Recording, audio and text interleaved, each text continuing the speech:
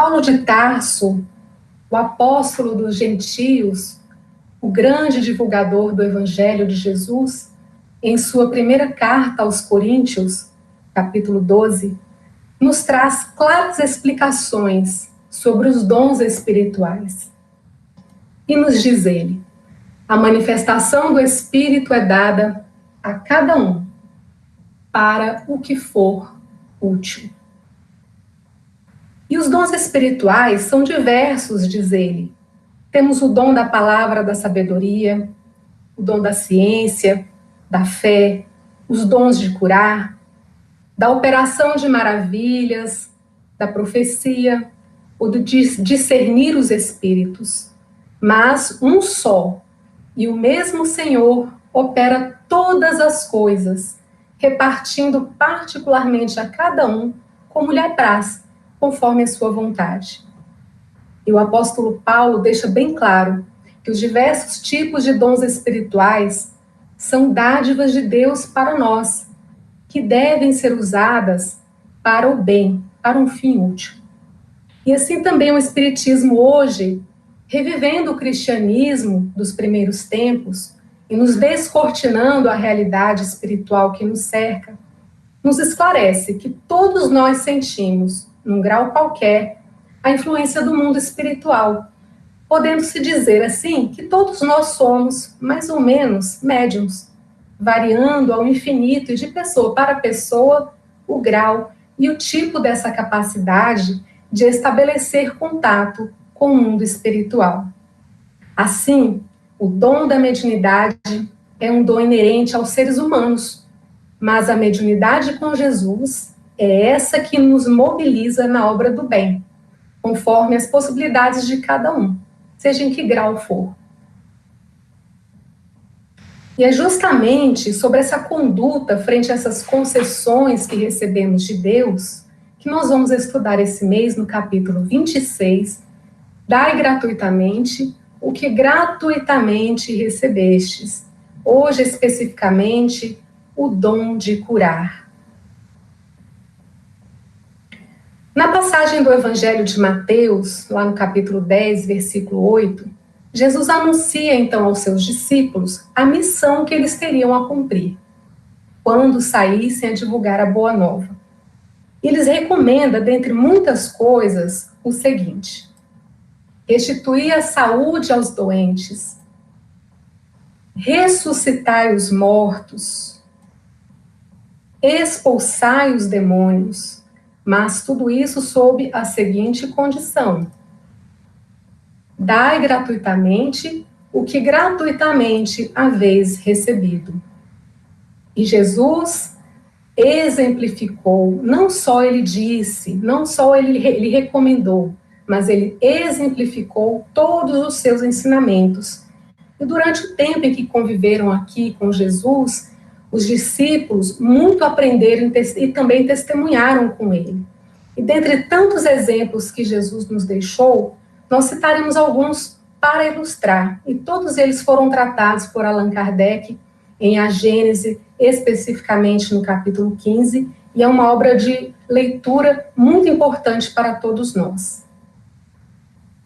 Com relação à recomendação restituir a saúde aos doentes, temos o caso da hemorroíça.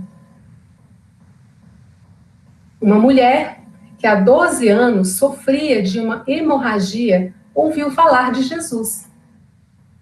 Veio com a multidão atrás dele e lhe tocou as vestes. No mesmo instante, o fluxo sanguíneo cessou. E ela sentiu em seu corpo que estava curada.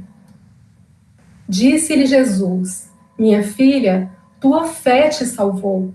Vá em paz e fica curada da tua enfermidade.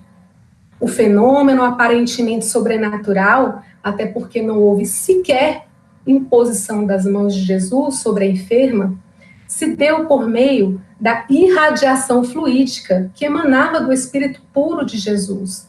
Essa irradiação foi atraída, então, pelo desejo ardente daquela mulher em ser curada. Daí porque Jesus lhe disse: tua fé te salvou. Este episódio nos deixa bem claro que a fé verdadeira constitui uma força atrativa para aquele que deseja, então, ser curado. E a recomendação ressuscitai os mortos. Temos o caso da filha de Jairo. Um chefe da sinagoga chamado Jairo veio ao encontro de Jesus. Suplicou que salvasse a vida de sua filha de 12 anos, que estava no momento extremo. Chegando à casa de Jairo, tomou a mão da menina e lhe disse: minha filha, levanta-te, eu te ordeno. E no mesmo instante, a menina se levantou e se pôs a andar. Esse fato impressionou a todos os presentes, foi elencado como milagre, por trazer à vida pessoa supostamente morta. Mas como o próprio Cristo afirmou, a menina apenas dormia, e com a sua vontade, o seu poder fluídico, o seu conhecimento absoluto de todas as leis, o governador do planeta Terra, então, reanimou os sentidos entorpecidos daquela menina, evitando que o seu espírito se desligasse completamente, então, do corpo físico. Tratava-se de um caso de morte aparente, hoje bem conhecido da nossa ciência. Portanto, houve, na verdade, uma cura, e não ressurreição, o que a ciência já provou ser impossível trazer à vida um corpo já morto. Curai os leprosos. Temos o episódio da cura dos 10 leprosos. 10 leprosos vieram ao seu encontro, clamando em altas vozes: Jesus, Senhor nosso, tem piedade de nós. E disse-lhes Jesus: ide, mostrar-vos aos sacerdotes. Quando iam no caminho, ficaram curados. Mas só um deles, que era samaritano, voltou para agradecer a Jesus. E aí Kardec traz uma observação interessante, que ao dizer ao samaritano que retornou para agradecer-lhe, ele disse: tua fé te salvou. Jesus daria a entender que apenas este teria sido curado. E justamente aquele que era tido pelos demais como herege, né, pelos judeus ortodoxos, ele teve a fé suficiente para ser curado. Então o episódio nos mostra também que Jesus não fazia diferença entre as criaturas pela sua origem, pela sua crença, pela sua condição, e evidencia mais uma vez que a fé e a disposição da criatura é um elemento fundamental nos processos de cura. A recomendação é expulsar os demônios, o caso do possesso mudo. Apresentaram-lhe um homem mudo, possesso do demônio. Jesus expulsou o demônio e o mudo falou. O povo, tomado de admiração, dizia: jamais se viu coisa semelhante em Israel. E aqui uma demonstração de que a autoridade moral de Jesus sobre os espíritos imperfeitos, chamados de demônios, bastava para que eles, então, se afastassem. E aí vem a condição, né? Dai gratuitamente o que gratuitamente haveis recebido. Com essa recomendação, Jesus prescreve que ninguém se faça pagar daquilo que nada pagou. Que não fizessem dos dons recebidos objeto de comércio, nem de especulação, em nenhum meio de vida.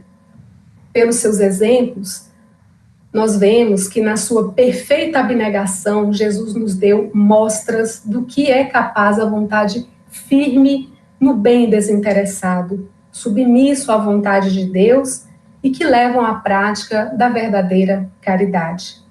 Jesus, espírito puro, totalmente desprendido da matéria, ele não agia como um intermediário, porque ele não precisava de assistência espiritual para operar todas as curas, porque era ele quem prestava assistência, ele agia por si próprio, pelo seu poder pessoal. Mas ao delegar aos seus seguidores a missão de curar os doentes, de ressuscitar os mortos, de expulsar os demônios, ele estava mostrando que eles também possuíam tais tais dons e quais deveriam ser que eles deveriam ser distribuídos gratuitamente, com sentimento de abnegação, que é o que realmente valida a autêntica doação.